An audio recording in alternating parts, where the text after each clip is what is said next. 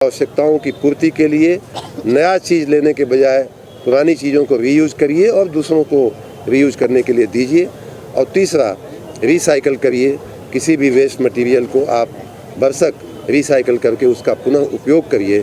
इन 3 महान लक्ष्यों के साथ और इन्वायरमेंट फ्रेंडली लाइफ स्टाइल के संदेश के साथ कोई चीज़ हम यहाँ वहाँ न फेंकें, शहर को स्वच्छ रखें, वातावरण को स्वच्छ बनावें, अपने आने वाली पीढ़ियों के लिए हम ऐसा एक वातावरण इन्वायरमेंट को प्रोटेक्ट करके जाएं कि आने वाली हमारी पीढ़ियां जो हैं हमसे भी अच्छा जीवन, हमसे भी बेहतर जीवन जी सके।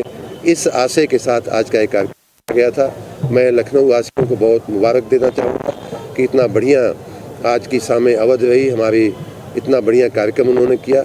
और मैं शुभकामना भी देता हूँ अपनी पूरी टीम को और प्रदेश की जनता को इस कार्यक्रम के लिए, इस महत्वपूर्ण इनिशिएटिव के लिए। और आशा रखता हूँ कि ऐसे हमारे सेंटर्स राज्य में और भी हज़ारों की संख्या में बनेंगे जो समाज के हर तबके के लिए उपयोगी होंगे।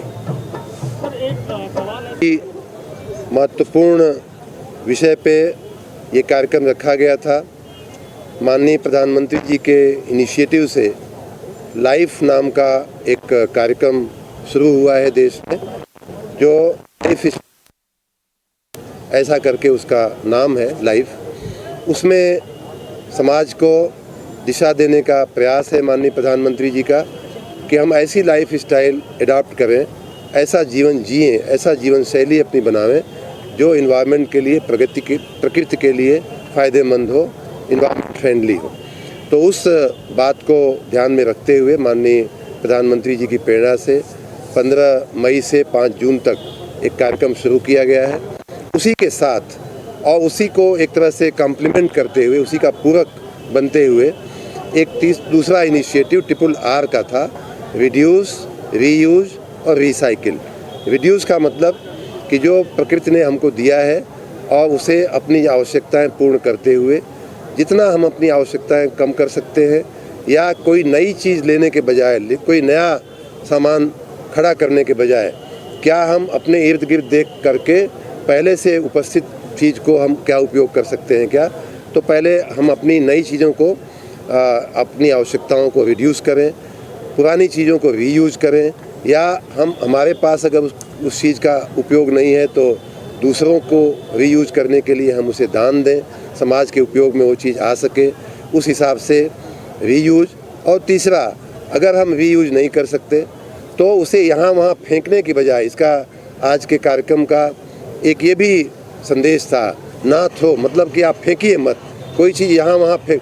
कंप्यूटर की पहले फ्लॉपी पेन ड्राइव आती हैं, ऐसे तमाम इलेक्ट्रॉनिक आइटम्स होते हैं जो नॉर्मल रूप से इन्वायरमेंट के लिए बड़े हजार्डस होते हैं, वो बायोडिग्रेडेबल नहीं होते हैं।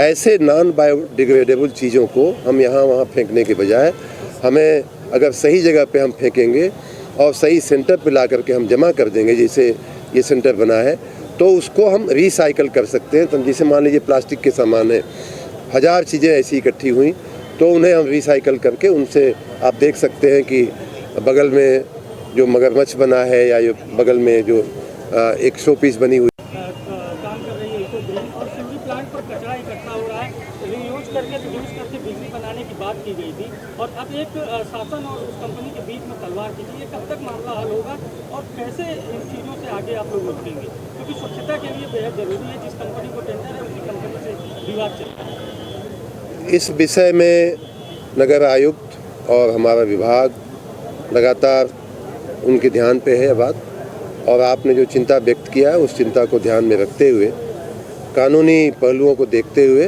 आवश्यक कार्रवाई की जाएगी।